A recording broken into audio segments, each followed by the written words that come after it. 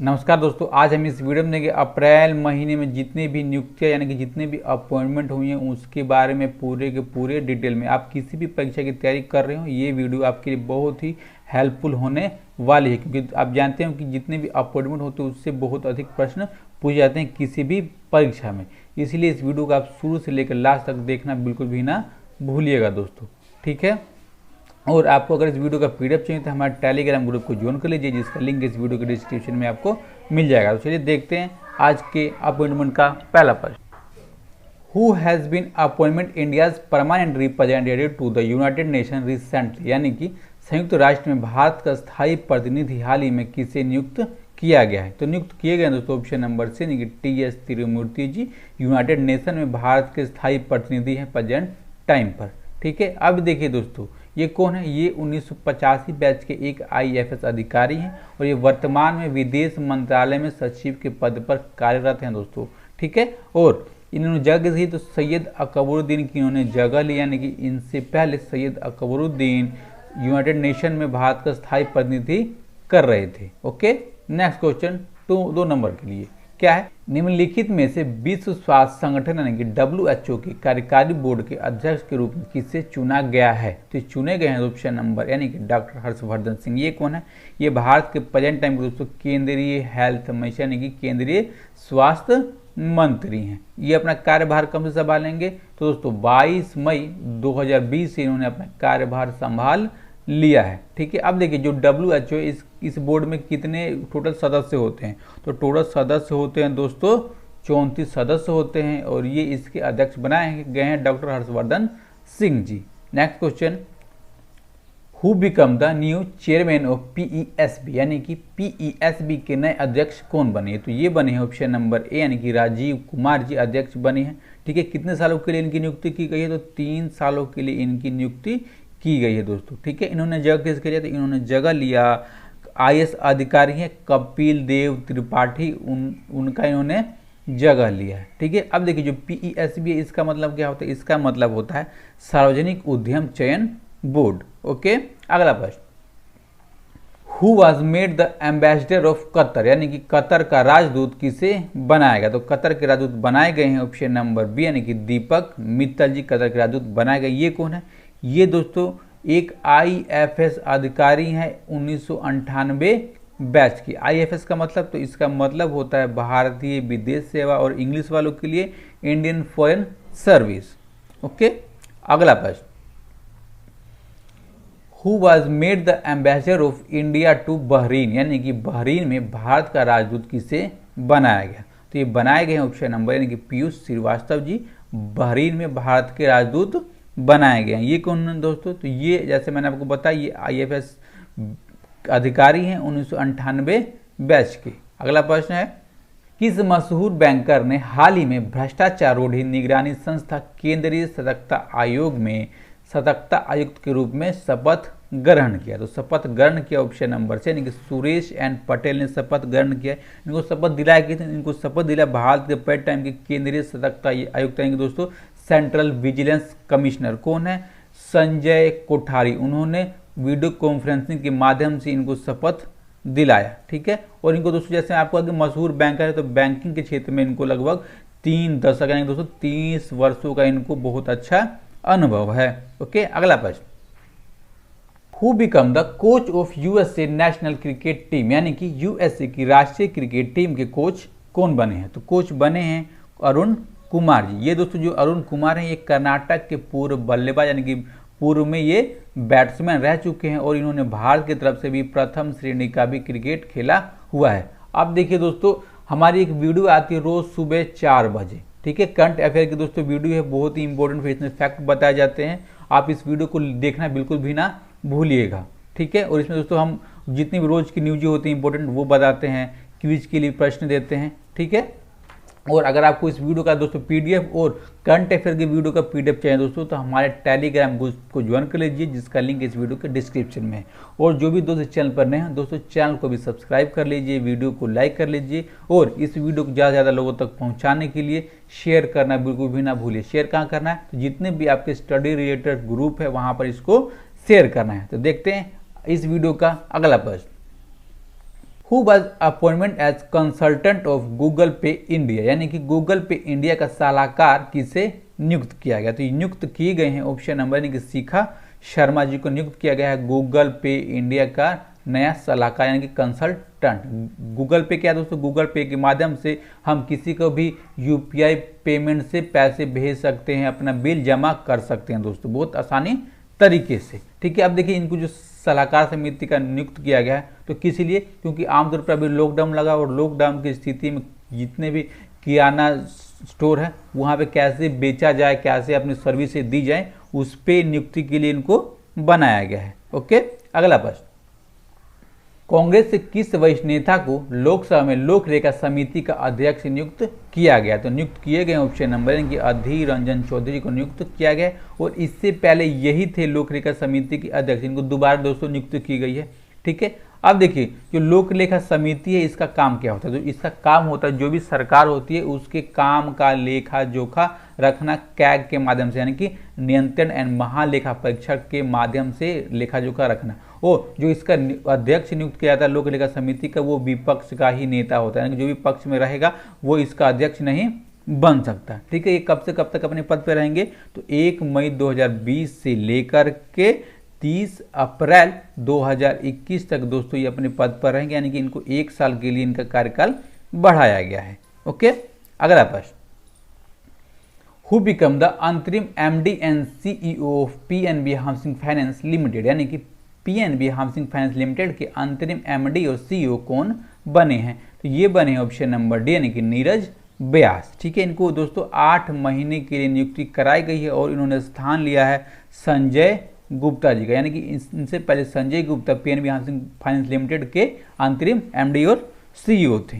अगला प्रश्न, who was appointment as the secretary of the ministry of MSME, यानी कि एमएसएमई मंत्रालय के सचिव किसे नियुक्त किया गया। तो नियुक्त हुए हैं ऑप्शन नंबर यानी कि अरविंद कुमार शर्मा। सबसे पहले जानेंगे एमएसएमई का दोस्तों फुल फॉर्म क्या होता है, इसका मतलब क्या होता है। इसका फुल फॉर्म होता है सूक्ष्म लघु एवं मध्यम उद्योग मंत्रालय। दोस्तों आपको इस प्रश्न को इसलिए याद करना है क्योंकि इस टाइम लॉकडाउन की स्थिति में जो एमएसएमई जो हमारी इंडस्ट्री बहुत कम नीचे बहुत कमजोर होता जा रहा है, तो इसको आगे बढ़ाने के लिए सरकार ने बहुत ज़्यादा पैसे भी खर्च किए हैं, इस पर जोर भी दिया है, इसलिए प्रश्न बहुत ही इंपॉर्टेंट हो जाता है दोस्तों। ठीक है, आप देखिए जो एमएसएमई के मंत्री कौन है, तो मंत्री दोस्तों केंद्रीय मंत्री हैं नितिन गडकरी जी, और जो सड़क और परिवहन मंत्री यही हैं नितिन गडकरी, यानी कि दोनों क्षेत्र के मंत्री नितिन गडकरी हैं। अगला प्रश्न, who took over as secretary of ministry of transport and highways, यानी कि किसने परिवहन और राजमार्ग मंत्रालय के सचिव का पदभार ग्रहण किया।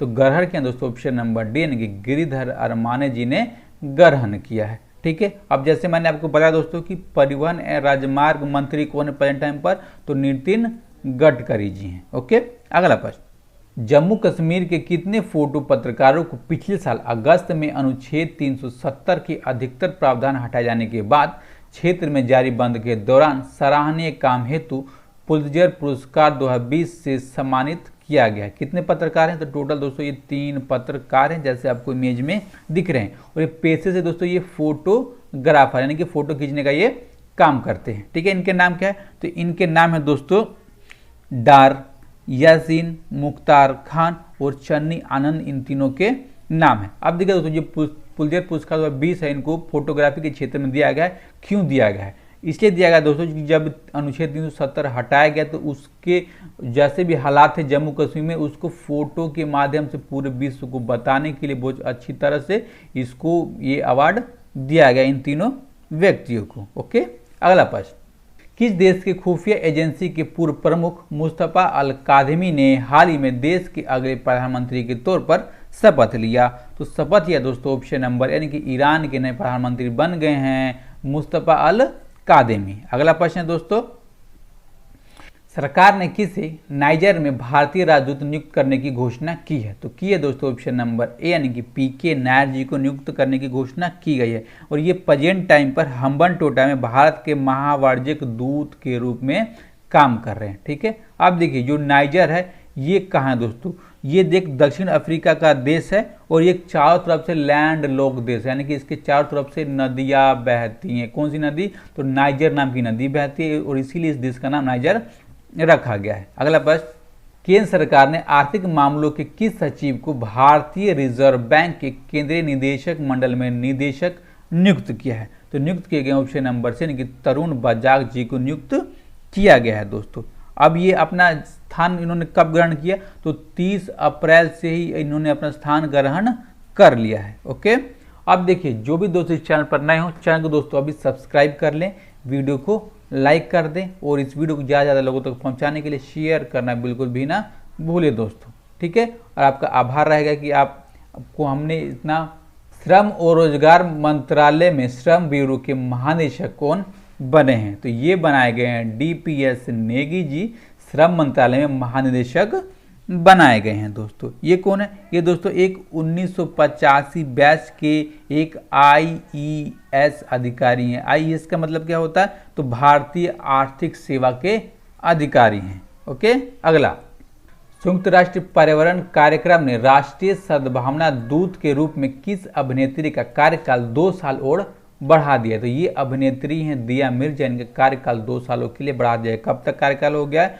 तो 2022 तक इनका कार्यकाल हो गया दोस्तों। अब देखिए जो पर्यावरण कार्यक्रम की राष्ट्रीय सद्भावना दूत बनाए गए हैं दोस्तों, तो इसमें करते क्या है? तो इसमें दोस्तों लोगों के बीच में जागरूकता फैलाना होता है, किस लिए कि जो स्वच्छ वायु रहे, स्वच्छ समुद्र रहे और जो भी हमारे वन्य जीव के प्राणी हैं उनकी रक्षा की जाए, उनका संरक्षण की जाए, उस विषय में ये सद्भावना फैलाती हैं। Okay, next question, Narendra Batra का FIH अध्यक्ष के रूप में कार्यकाल कब तक बढ़ाया गया? तो इनका दोस्तों कार्यकाल बढ़ाया गया है मई 2021 तक इनका कार्यकाल बढ़ाया गया है। ठीक है दोस्तों, जो FIH है इसका फुल फॉर्म क्या होता है? तो इसका फुल फॉर्म होता है अंतर्राष्ट्रीय हॉकी महासंघ के अध्यक्ष के दोस्तों फिर कार्यकाल बढ़ा दिया गया है मई 2021 तक। दोस्तों इनका कार्यकाल अभी खत्म होने वाला था अप्रैल में, लेकिन कोरोना वायरस के कारण मीटिंग नहीं हो पाई तो इनका कार्यकाल बढ़ा दिया गया है। अगला प्रश्न, किसे नवीन और नवीकरणीय ऊर्जा मंत्रालय यानी कि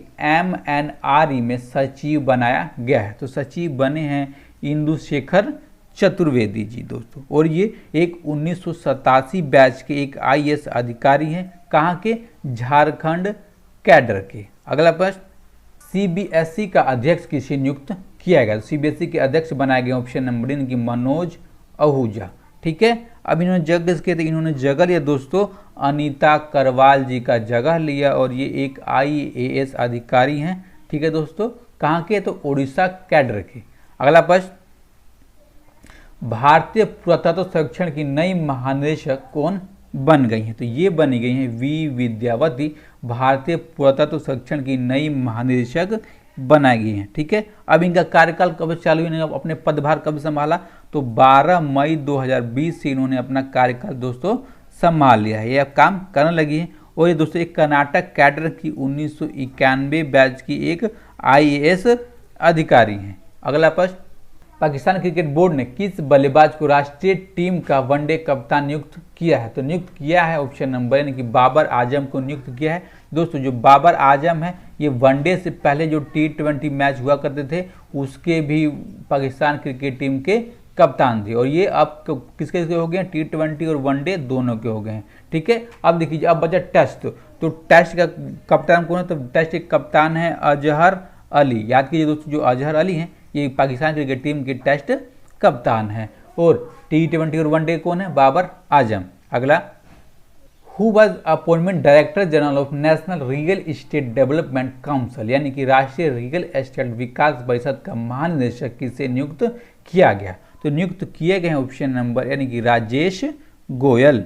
अगला प्रश्न, who become the MD of Jammu and Kashmir bank यानी कि जम्मू और कश्मीर बैंक के MD कौन बनाए गए हैं? तो ये बनाए गए ऑप्शन नंबर से यानी कि जुबैर इकबाल को MD बनाया गया है। ठीक है, इनका दोस्तों कार्यकाल 3 सालों के लिए यानी कि 3 साल के लिए वो जम्मू और कश्मीर के बैंक के MD और CEO रहेंगे।